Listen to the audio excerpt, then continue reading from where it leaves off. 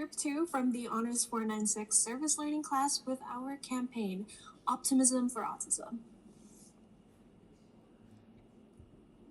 Meet our team. My name is Michaela Bornalis. I am Marie Duque. Hi, I'm Isa Lozano. And hi, I'm Abigail Panariso.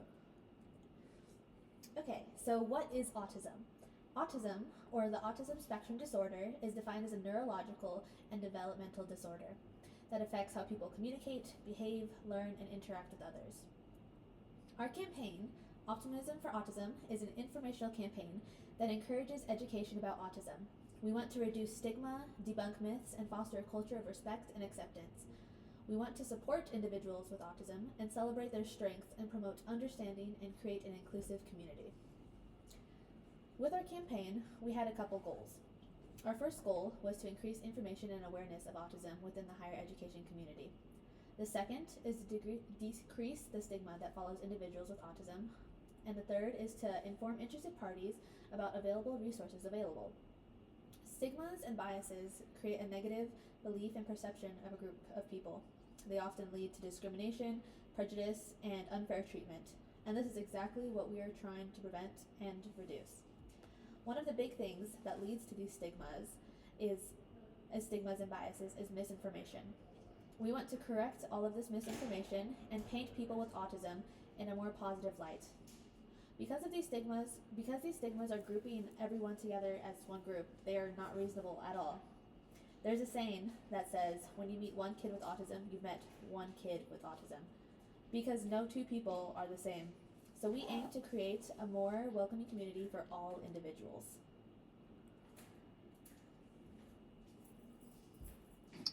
With this in mind, we chose to disseminate our information through two main platforms. First, we used Instagram, which we chose for its content versatility. This gave us many options when it came to posting, for example, reels, informational carousel posts, and story posts. Instagram also has a built-in system for gathering data and analytics, which helped us greatly when we were tailoring our content strategy. We also found that most students, especially the students that we interviewed at the Student Union, they used Instagram as their favorite social platform. Our second platform was our website, which we built on Wix.com. We chose Wix because, in our experience, it was the most reliable site building platform. It was also extremely valuable in gathering engagement data, similar to Instagram, and we built this website to act as like a one-stop shop for our supporters, in case they needed to fall back on it when they needed more information or resources. And here are some snippets of our website.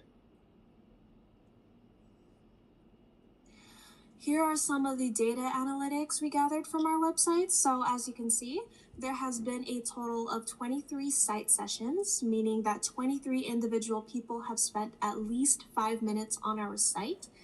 48% of that traffic came from Instagram and 52% came from directly clicking on our link, albeit like if we sent that link through messages or email to people that we know, that's where 52% of people came from. 87% of them came from Las Vegas, Nevada, and 13% came from Henderson. So all of them were actually from our area. We had 22 regular viewers of the homepage and 9 regular viewers of the resource page, meaning that 9 people regularly revisited our resource page. And this is just how Wix presented the data to us. So our blog posts and posts in general require a lot of planning. We usually meet up about once a week to discuss ideas for our posts, and we look into several fields and topics within autism. These topics may include social skills, interpersonal skills, and problems within our society. And we research further into the topics and ideas that we believe the people at UNLV and the majority of individuals within the higher education community have little to no knowledge of. And this campaign has been able to gain ideas from our followers as well. We created an Instagram story asking supporters which topics they would like us to cover and which topics they were most interested in regarding autism. And thanks to UNLV's library database, we were able to access a lot of reliable and credible information. One of these sources is the DSM, which is the official guidebook for diagnosis from the APA, and it has criteria for the autism spectrum disorder. Another credible resources we found in news are the American Academy of Child and Adolescent Psychiatry, which offers mentorship and training for psychologists and counselors. We have Autism Speaks, which is a nonprofit that funds research for autism and provides statistics regarding autism. And we also use the CDC and other government organizations. So this is just a gallery of all of us working together while we made our post. As you can see, there's some images of our post itself, us working, and then some of the information that we included in our posts as we broke it down. All of our opinions were listened to, and we chose colors and post together. So once Abby had sent me all of our information and her sources, I would find the perfect template on Canva, and I'd organize the information to make it more presentable. We'd choose bright colors to be bold and impactful, specifically as our post colors relate to the seriousness of the topic of the content in the post. So we chose bold, muted colors to draw in our audience and portray the seriousness of the topic. And other posts, we chose pastel colors to create a calming, inviting atmosphere for our viewers. The same applies to the music that we chose for our posts. So we chose to use lo-fi music in the background to not distract our viewers from the post itself, but to give them something to listen to and relax to while they were viewing our post. So with our post, I made all of our captions, which was utilized to create an emotional connection and clarify the post message. I use hashtags to boost visibility and connect our campaign to other organizations and communities. And then with our sharing, we'd share our links or our QR code for our campaign itself amongst our families and respective friend groups, where ultimately we reached a lot of different age groups, specifically in the undergraduate community. However, we also reached people that had connections in the autism community, and people that had familial connections to the autism community, or people that knew someone with autism. So this is just some examples of the hashtags and the captions that were on our posts that you can find on our Instagram page. So you can see hashtag Optimism for Autism, which is our campaign, which is the hashtag we use on almost all of our posts, and hashtag Autism Awareness and hashtag Inclusion Matters. And then these are the two posts we were just discussing about the bold and muted colors to display the seriousness of the topic, and pastel colors that were used to entice people to learn what autism is so that they'd have better information. So these two social media posts, specifically Breaking Barriers, Understanding Autism Communication, came directly from the Instagram story that Abby had posted. That was given, the idea that came from it was that someone wanted a post regarding the communication issues in the autism community, so we delivered upon that request.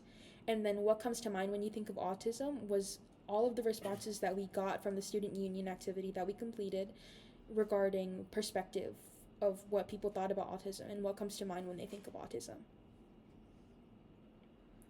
Okay, so one of my roles during this campaign was to track the engagement on our social media page and then analyze that data. This graph shows a small snippet of the interactions that happened on our page. The light blue line is our followers, and the other colors are likes we received on a couple of our posts. As you can see in the graph with the light blue line, we had a pretty consistent increase in followers throughout the whole campaign. The only time it got a little stagnant was during Thanksgiving, when we decided not to post. This unfortunately ended up to be a poor decision because we lost all of the traction we had built up, and we were just recently starting to get that back.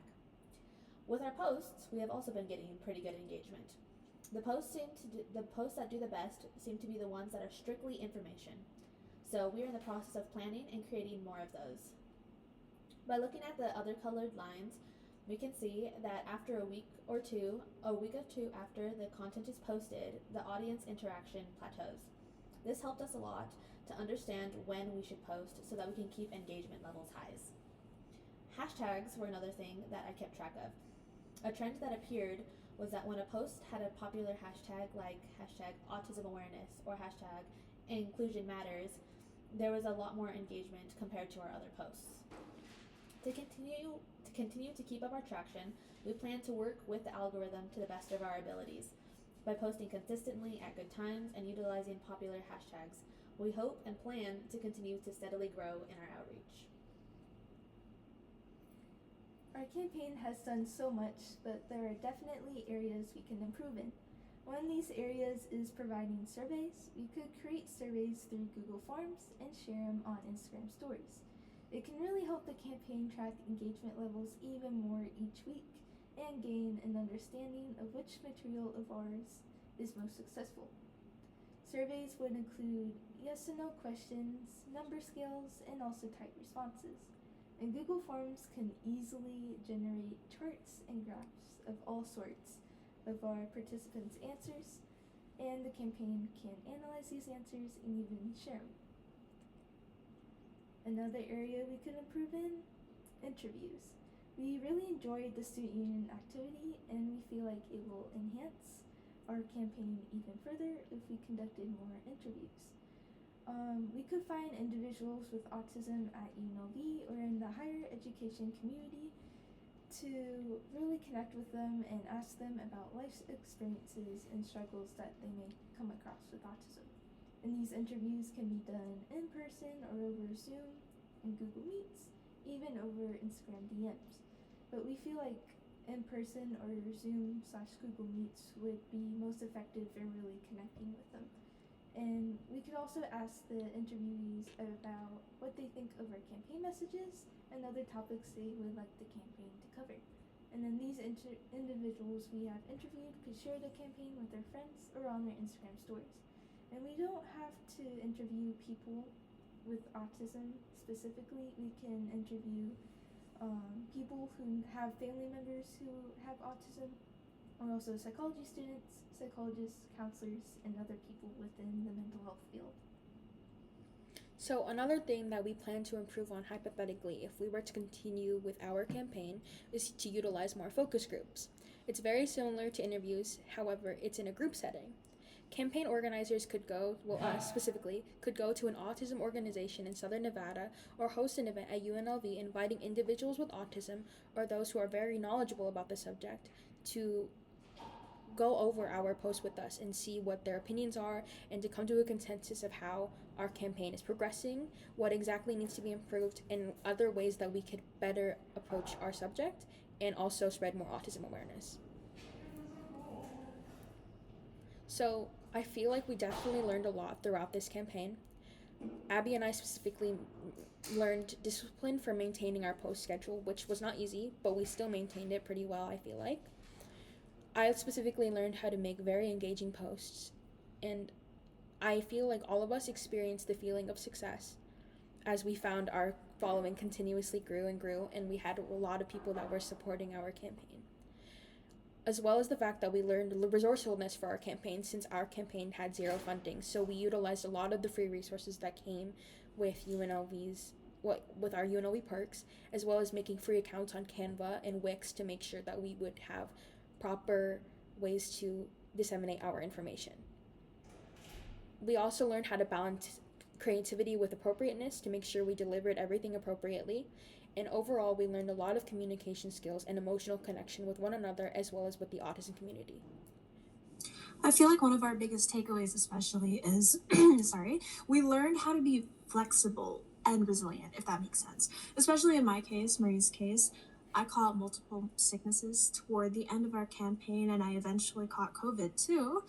And I must say I'm so grateful for our team because no matter like what circumstance we were in, we just kept pushing through. We just kept doing what we needed to do. So we definitely learned how to kind of pivot whenever we hit a road stop. And I think that was one of the most important things that we learned. So these are all of the sources that we gained through UNLV's library database, all of which are reliable and all accredited sources. So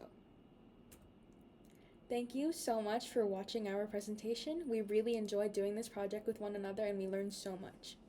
Bye. Thank you. Thank you.